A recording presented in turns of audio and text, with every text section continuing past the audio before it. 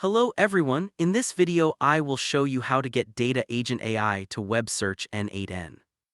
Let's continue. First, add a new workflow and select Chat Message as your trigger. Next, add the AI agent node. This is the powerhouse that will orchestrate everything. An agent needs a brain, so let's plug in the Google Gemini chat model. For this, you will need credentials. To get your API key, go to Studio Google.com and create an API key. Copy it and paste it into N8N.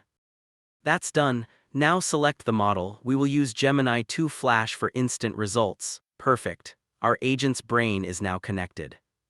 A brain is not enough without memory. Add the simple memory node so the agent can remember previous conversations. Now it's time to give the agent a superpower web search. Add an HTTP request node as a tool.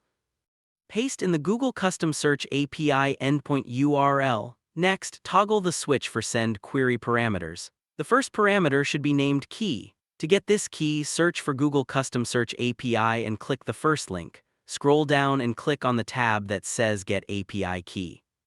Select your project and generate the key. Copy the generated key and go back to N8N. Paste it into the value field for the key parameter.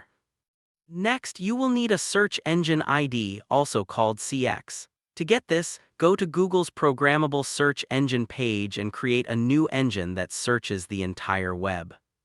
When the engine is ready, copy the CX value from the code snippet and paste it into N8N as another query parameter. For the final parameter, type Q for query and set the value so it is defined automatically by the model.